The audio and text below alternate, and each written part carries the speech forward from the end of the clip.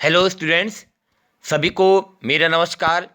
प्यारे विद्यार्थियों, आज आरओ भाग 2 पुस्तक का लास्ट लेसन पढ़ते हैं बेटा, जो टर्म 2 सिलेबस का है, जिसका नाम है श्रम विभाजन और जाति प्रथा। और इसी का दूसरा टॉपिक है जिसका नाम है मेरी कल्पना का आदर्श समाज। थोड़ा स्टूडेंट बेटा, थोड़ा सा लेखक परिचय आपको बता दूं। जो आपके पास दो टॉपिक हैं, इनके लेखक हैं बाबा साहेब भीमराव अंबेडकर। बेटा मैंने आपको ऑलरेडी भेजा था, पाठ का सार भेजा था और वर्ड मीनिंग भेजे थे हर बार की भांति, तो उसको ध्यान से पढ़ें आप लोग पहले। मेरे कहने का तात्पर्य यह है कि जो इस पाठ में आपको बताया गया है, यह एक अध्यक्षीय भाषण है।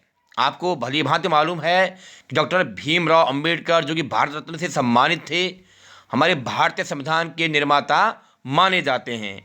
बड़े बहुत ही प्रतिभावान अपने विद्यार्थी जीवन में थे और इनकी प्रतिभा से प्रभावित होकर के, इनके बुद्धि कौशल से प्रभावित होकर के, इनको प्राइमरी एजुकेशन के बाद यानी प्राथमिक शिक्षा के बाद तत्कालीन बड़ौदा के नरेश के द्वारा इन्हें हायर एजुकेशन के लिए, उच्चतर शिक्षा के लिए अमेरिका न्यूयॉर्क भेजा गया। उसके बाद ये वहाँ से लंदन गए और इन्होंने कानून की पढ़ाई की और विभिन्न देशों के कानून को पढ़ा। यानी कि डॉक्टर अंबेडकर जी एक बहुत बड़े विधिवेता, अर्थशास्त्री, समाजशास्त्री और धार्मिक हो चाहे पौराणिक हो, पूरा वैदिक वांग्मय का इन्होंने अध्ययन किया। एक तरह से हम कह सकते हैं ये बड़े शिक्षाविद थे और धर्म दर्शन का इन्होंने अध्ययन किया था। तो यहाँ पर जो आपके पास दो टॉपिक हैं बेटे, ये बात उस समय की है, 1936 की है, गुलाम भारत की ये बात बताई गई है। और तत्कालीन समय में हमारे भारतीय समाज में जाति प्रथा बहुत ज़्यादा हावी थी। तो बेटा ये एक अध्यक्षीय भाषण दिया गया है। मैं आपको बता दूं, जो हमारे पास, मैंने ऑलरेडी आपको पाठ का सार भेजा था। एक उस समय लाहौर में जाति पाति तोड़क मंडल था, वहाँ पर एक सम्मेलन किया जा रहा था। उस सम्मेलन की अध्यक्षता बाबा साहब भीमराव अंबेडकर कर रहे थे। एक बार फिर कह रहा हूँ, जाति पाति तोड़क मंडल लाहौर के द्वारा 1936 में एक सम्मेलन का आयोजन किया गया था। उस सम्मेलन के अध्यक्ष डॉक्टर भीमराव अंबेडकर जी थे। इसलिए उन्होंने उस सम्मेलन की अध्यक्षता करते हुए जो भाषण दिया वो बाद में प्रकाशित हुआ और उसको हिंदी में ट्रांसलेट किया गया, क्योंकि इन्होंने यह भाषण अंग्रेजी में दिया था और इसको हिंदी में तत्कालीन समय में ट्रांसलेट किया गया ललई सिंह यादव द्वारा। ललई सिंह यादव द्वारा, जो बाद में डॉक्टर भीमराव अंबेडकर की पुस्तिका में छापा गया, यानी उनके द्वारा लिखित पुस्तक में छापा गया। अब उन्होंने उस भाषण में क्या कहा, जाति प्रथा का क्या दोष हमारे भारत में था, उसके ऊपर ये दो टॉपिक हैं। चलिए पढ़ते हैं बेटा। पहला टॉपिक है श्रम विभाजन और जाति प्रथा। श्रम मानी परिश्रम और जाति प्रथा। ध्यान दें बेटा, तो यहाँ पर सबसे पहले डॉक्टर भीमराव अंबेडकर जी ने तत्कालीन समय में बढ़ती हुई जाति प्रथा और इसके जो दुष्प्रभाव थे, मैंने इसके जो बुरे प्रभाव थे, उससे समाज का ध्यान आकृष्ट किया है। यानी समाज को इस ओर आकृष्ट किया है, समाज का ध्यान इस ओर आकृष्ट किया है। तो क्या चर्चा उन्होंने उस भाषण में की थी, पढ़ते हैं बेटा, ध्यान से पढ़ें बेटा। आप भी अपनी किताब सामने रखें जब आप लोग वीडियो सुने। और हर बार की बात मैं कहता हूँ, वीडियो को सुनने से पहले जो आपको शब्दार्थ भेजे जाते हैं वो अच्छी तरह से याद करें, तब आपको पाठ आसानी से समझ में आएगा। यानी ये दो टॉपिक आपको आसानी से समझ में आएंगे। लिखा है बेटा, यह विडंबना की ही बात है कि इस युग में भी जातिवाद के पोषकों की कमी नहीं है। विडंबना होता है बेटा दुर्भाग्य, या आप हैरानी भी कह सकते हैं, उपहास भी कह सकते हैं। और पोषकों मतलब होता है बढ़ावा देने वाले। वो भाषण देते हुए कह रहे हैं कि आज भी ये बड़े दुर्भाग्य की बात है, बड़े उपहास की बात है, आश्चर्य की बात है कि इस युग में भी, तत्कालीन समय की बात हो रही है, 1936 की बात हो रही है, कि इस युग में भी जातिवाद को बढ़ावा देने वालों की कमी नहीं है। यानी आज भी जातिवाद को बढ़ावा दिया जा रहा है। डॉक्टर अंबेडकर जी यहाँ से अपने भाषण की शुरुआत कर रहे हैं। इसके पोषक कई आधारों पर इसका समर्थन करते हैं। अंबेडकर जी कह रहे हैं कि इसको बढ़ावा देने वाले, किसको बढ़ावा देने वाले? जाति प्रथा को बढ़ावा देने वाले कई आधारों पर इसका समर्थन करते हैं, जो लोग जातिवाद को बढ़ावा देते हैं। प्यारे बच्चों, मैं आपको एक बार बता दूं, रियल में अगर हम आज से प्राचीन समय का भारत देखते हैं, आज से 50 साल पहले, 60 साल पहले का भारत देखते हैं, रियल में शिक्षा का क्षेत्र हो, चाहे कानूनी अधिकार का क्षेत्र हो, समाज के कुछ वर्ग उससे वंचित रखे जाते थे। मैंने आपको शायद पहले भी बताया था, ऑफलाइन क्लासेस में बताया था। खुद जब हम छोटी क्लासेस में पढ़ते थे, थर्ड फोर्थ में पढ़ते थे, हमें भी भली भांति याद है, गांव में शिक्षा का वो विकास नहीं था जो होना चाहिए था। हम खुद देखते थे गांव में लोग बालकों को पढ़ाते थे और बालिकाओं को नहीं पढ़ाते थे।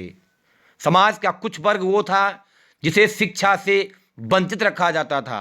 उनके खिलाफ ही, माने उस अत्याचार के खिलाफ ही, उस कुप्रथा के खिलाफ ही डॉक्टर अंबेडकर जी ने आवाज़ उठाई थी और जातिवाद का खुलकर विरोध किया था। आगे पढ़ते बेटा। समर्थन का एक आधार यह कहा जाता है कि आधुनिक सभ्य समाज कार्यकुशलता, मानी कार्य को कुशलता के साथ करना, मतलब कार्य करने में निपुण, कार्यकुशलता के लिए श्रम विभाजन को आवश्यक मानता है। मानी हमारा आधुनिक समाज वाला यह कहता है, जो समर्थन करते हैं, कि कार्य में कुशल होने के लिए श्रम विभाजन की आवश्यकता है। मानी श्रम के आधार पर, काम के आधार पर बंटवारा किया जाए जातियों का। और चूंकि जाति प्रथा भी श्रम विभाजन का ही दूसरा रूप है, जो समाज में जाति प्रथा का बोलबाला है, ये भी श्रम विभाजन का ही एक रूप है, इसलिए इसमें कोई बुराई नहीं। इस तर्क के संबंध में पहली बात तो यही आपत्तिजनक है, माने जो लोग इस प्रकार का तर्क देते हैं, इसके लिए बस सबसे पहली बात तो यही आपत्तिजनक है। क्या है वो आपत्तिजनक, मतलब गलत बात क्या है वो? कि जाति प्रथा श्रम विभाजन के साथ साथ श्रमिक विभाजन का भी रूप लिए हुए है। डॉक्टर अंबेडकर जी कह रहे हैं कि श्रम विभाजन इस समाज में श्रमिक विभाजन का ही रूप लिए हुए है। बेटा ध्यान दें आप लोग, जब हम बात करें श्रम विभाजन की, तो उसका मतलब है श्रम के आधार पर बंटवारा, परिश्रम के आधार पर विभाजित होना। जब हम कह रहे हैं श्रमिक, तो काम करने वाला, मजदूर वर्ग, किसान वर्ग, उसके लिए बोल सकते हैं। तो ऐसा उस बात का वो खंडन कर रहे हैं। लिखा है श्रम विभाजन निश्चय ही सभ्य समाज की आवश्यकता है। माने ये मतलब मानते हैं कि परिश्रम का बंटवारा होना चाहिए, लेकिन आगे क्या, परंतु किसी भी सभ्य समाज में श्रम विभाजन की व्यवस्था श्रमिकों का विभिन्न वर्गों में अस्वाभाविक विभाजन नहीं करती। जब हम बात कर रहे हैं अस्वाभाविक, इसका मतलब है स्वभाव के अनुरूप नहीं। उनके कहने का तात्पर्य है, ध्यान से पढ़े, दोबारा पढ़ रहा हूँ बेटा। लिखा है परंतु किसी भी सभ्य समाज में श्रम विभाजन की व्यवस्था, यानी परिश्रम के आधार पर कार्य करने की व्यवस्था, बांटने की व्यवस्था। लिखा है श्रमिकों का विभिन्न वर्गों में, उन काम करने वालों का विभिन्न अलग अलग कैटेगरी में बंटवारा करना कैसे किया जाए, क्या किया जाए, ये समाज को ध्यान में रखकर करना चाहिए। कहने का मतलब बेटा ये है कि समाज में हमें ऐसा नहीं करना चाहिए कि किसी वर्ग को शिक्षा से वंचित रखा जाए, किसी वर्ग को वो काम मजबूरी में करने को दिया जाए ताकि उसकी उन्नति रुक जाए। ऐसा अंबेडकर जी के कहने का तात्पर्य है। आगे कह रहे हैं भारत की जाति प्रथा की एक और विशेषता यह है, यह श्रमिकों का अस्वाभाविक विभाजन ही नहीं करती। मानी जो हमारे भारत की जाति प्रथा है, यह श्रमिकों का, मानी श्रम करने वालों का, काम करने वालों का स्वभाव के अनुरूप विभाजन नहीं करती है। उनके स्वभाव के अनुरूप उनको विभाजित नहीं करती है, बल्कि क्या करती है, बल्कि विभाजित विभिन्न वर्गों को एक दूसरे की अपेक्षा ऊंच नीच भी करार देती है, जो कि विश्व के किसी भी समाज में नहीं पाया जाता। डॉक्टर अंबेडकर जी के अनुसार तत्कालीन भारतीय समाज में जाति प्रथा इतनी बढ़ी हुई थी, रियल में बढ़ी हुई थी, कि समाज के अलग अलग वर्ग के लोग आपस में बटे हुए थे। और वो कह रहे हैं कि यह बल विश्व के किसी भी अन्य समाज में नहीं पाया गया है। मैं फिर उस बात को दोहरा रहा हूँ प्यारे बच्चों, ये रियल में था। आज अगर हम अतीत में देखते हैं, भारत तक का इतिहास पढ़ते हैं, इतिहास के पन्नों को पलटते हैं, भारतीय समाज में जाति प्रथा बहुत ज़्यादा हावी थी, इसलिए बाद में कानून बन गए, शिक्षा का कानून बना तो लोगों को कुछ मुक्ति मिली, यानी मानव मुक्ति के पुरोधा के रूप में जाने जाते हैं डॉक्टर अंबेडकर जी। चलिए आगे पढ़ते हैं बेटा। जाति प्रथा को यदि श्रम विभाजन मान लिया जाए तो यह स्वाभाविक विभाजन नहीं है। अंबेडकर जी के अनुसार यदि हम इस जाति प्रथा को परिश्रम के आधार पर बांटते हैं तो यह भी स्वाभाविक विभाजन नहीं है, क्योंकि लिखा गया क्योंकि यह मनुष्य की रुचि पर आधारित नहीं है। रुचि माने इंटरेस्ट। मैं आपको उदाहरण दे रहा हूँ, यदि समाज का कुछ वर्ग वो है, मजदूर वर्ग है, किसान वर्ग है, बढ़ई वर्ग है, लोहार वर्ग है, मिस्त्री काम करने वाला है, उसको अगर ये बोल दिया जाए कि नहीं तुमको और तुम्हारे बच्चों को भी यही काम करना है, तुमको पढ़ना नहीं है, और उसी के बराबर में कोई और वर्ग है उसको बोल दिया जाए कि नहीं तुमको पढ़ना है, तो वो लोग जहाँ भी आपस में मिलेंगे रहेंगे उनमें ऊंच नीच की भावना बरकरार रहेगी। यही तो जाति प्रथा थी भारत में। तो ऐसा अंबेडकर जी कह रहे हैं कि यह व्यक्तियों की रुचि पर आधारित नहीं है, उनकी इच्छाओं पर आधारित नहीं है। लिखा है कुशल व्यक्ति या सक्षम श्रमिक, सक्षम मनी जो उसमें एक तरह से पारंगत है, निपुण है। लिखा है कुशल व्यक्ति या सक्षम श्रमिक समाज का निर्माण करने के लिए यह आवश्यक है कि हम व्यक्तियों की क्षमता इस सीमा तक विकसित करें जिससे वह अपना पेशा माने व्यवसाय, प्रोफेशन या कार्य का चुनाव स्वयं कर सके। कहने का तात्पर्य यह है कि एक अच्छे समाज का निर्माण करने के लिए हम उन कुशल व्यक्तियों में, उन सक्षम श्रमिकों में उनकी क्षमताओं का ऐसा विकास करें जिससे कि वह अपने जीवन में अपने प्रोफेशन को, अपने व्यवसाय को अपनी इच्छाओं से अपना सकें, उस पर थोपे ना कि हमने जो है पंडिताई के काम करने वाले को बोल दिया कि तू पंडिताई का ही काम करेगा, तू कुछ और काम नहीं करेगा। अगर वो वकालत करना चाहता है तो वकालत नहीं करेगा, समाज इस पर थोपता था।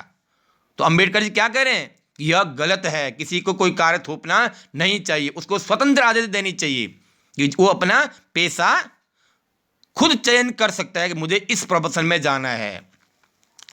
इस सिद्धांत के विपरीत जाति प्रथा का दूषित सिद्धांत मानी बुरा सिद्धांत, दोषों से युक्त सिद्धांत, दोषों से भरा हुआ यह है कि इससे मनुष्य के प्रशिक्षण मानी ट्रेनिंग अथवा उसकी निजी क्षमता मानी स्वयं की क्षमता, स्वयं की कैपेसिटी का विचार किए बिना दूसरे ही दृष्टिकोण जैसे माता पिता के सामाजिक स्तर के अनुसार, मानी जो माता पिता का जो सोशल लेवल है पहले से ही, अर्थात गर्भधारण के समय से ही मनुष्य का पेशा और निर्धारित कर दिया जाता है। उनके कहने का मतलब ये है हमने उन व्यक्तियों की जो स्वयं की क्षमता इसका ध्यान नहीं रखा और माता पिता के सोशल लेवल के अनुसार, उनके स्तर के अनुसार, या माता के गर्भ में जो संतान है पहले से ही हमने सोच लिया है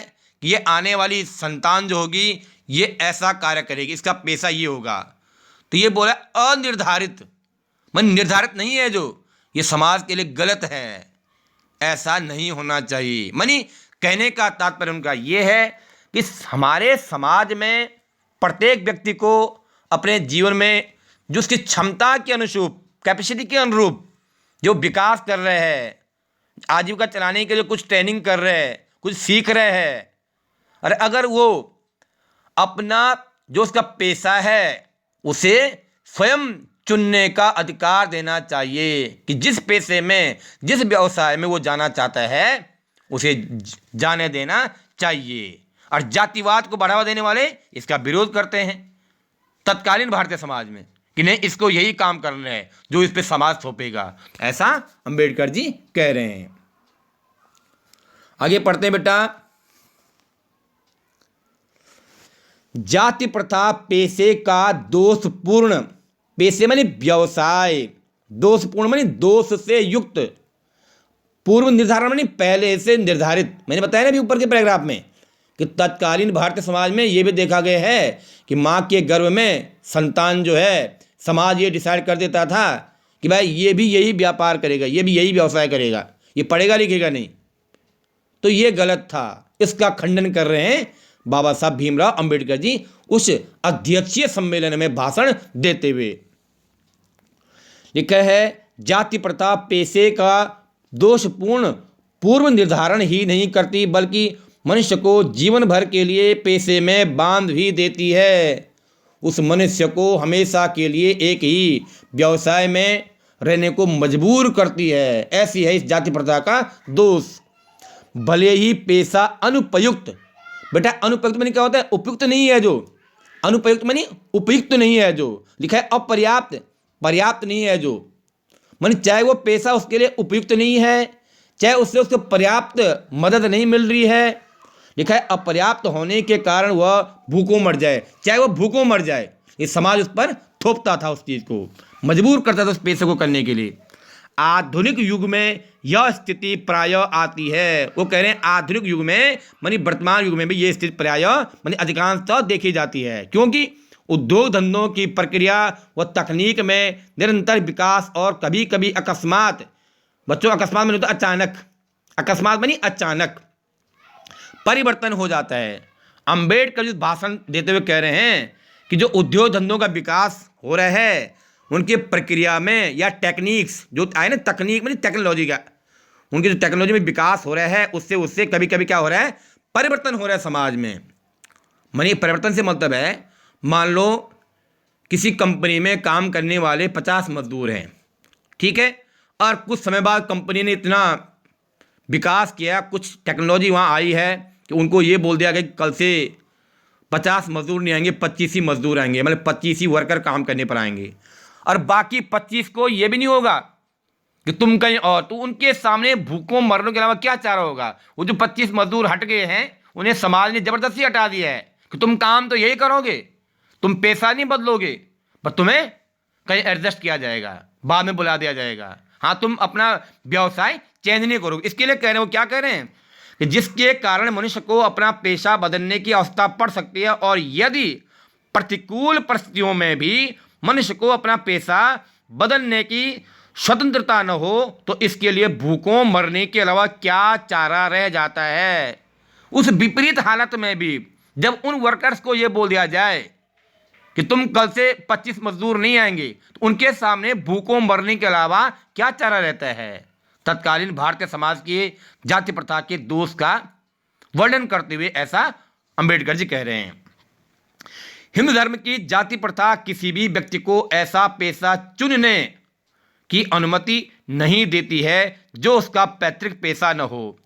तत्कालीन भारतीय समाज पर आरोप लगाते हुए कह रहे हैं कि हमारे हिंदू धर्म में जाति प्रथा एक इतना विकराल रूप ले चुका है कि जो उसका पैतृक पेशा है उसको वो बदल नहीं सकता है। क्या लिखा है? भले ही वह उसमें पारंगत हो, मानी यदि वह अपना पेशा बदलना चाह रहा हो, व्यवसाय चेंज करना चाह रहा हो, तो समाज उसको उसकी अनुमति नहीं देता है, चाहे वह उसमें पारंगत क्यों न हो। मानी कहने का मतलब यह है बच्चों कि किसान का बेटा, मजदूर का बेटा, बढ़ई का बेटा, मिस्त्री का बेटा अगर किसी अन्य कला में निपुण हो, पारंगत हो, वो किसी और फील्ड में अच्छा हो सकता है, लेकिन समाज उसे अनुमति नहीं देता था। तत्कालीन भारतीय समाज, कारण क्या था? जातिवाद का बोलबाला था। इस प्रकार पेशा परिवर्तन की अनुमति न देकर, क्या लिखा है? पेशा परिवर्तन करने की अनुमति न देकर, माने उस व्यक्ति को व्यवसाय चेंज करने की अनुमति समाज नहीं देता था। जाति प्रथा भारत में बेरोजगारी का एक प्रमुख व प्रत्यक्ष कारण बनी हुई है। माने तत्कालीन भारतीय समाज में बढ़ती हुई जाति प्रथा को, उस पर अपने विचार व्यक्त करते हुए अम्बेडकर जी क्या कह रहे हैं कि ऐसे समय में ये जाति प्रथा इतने भयंकर रूप ले चुकी है हमारे भारतीय समाज में। 1936 की ये बात कर रहे हैं, जो भाषण देते हुए कह रहे हैं यदि व्यक्ति अपना पेशा बदलना चाहता है, नहीं बदलने की, मैंने बदलने की अनुमति उसे नहीं देता है समाज, तो इसके कारण भारत में बेरोजगारी बढ़ती ही जा रही है। ऐसा उस लाहौर के 1936 के जो जाति प्रथा के बारे में भाषण दे रहे थे, जिसका नाम था एनिहिलेशन ऑफ कास्ट, मानी जाति भेद का उच्छेद, उसमें अपने वक्तव्य देते हुए अंबेडकर जी ऐसा कह रहे हैं। इसका एक सबसे बड़ा कारण है बेरोजगारी भारत में निरंतर बढ़ रही है। उसका प्रत्यक्ष कारण है जाति प्रथा, जो तत्कालीन समय में बहुत ज्यादा विकराल रूप धारण कर चुकी थी। तो बेटा इससे आगे हम नेक्स्ट वीडियो में पढ़ेंगे। बेटा यहां तक कोई भी समस्या आपको हो, आप हमें प्रश्न अवश्य पूछें। धन्यवाद।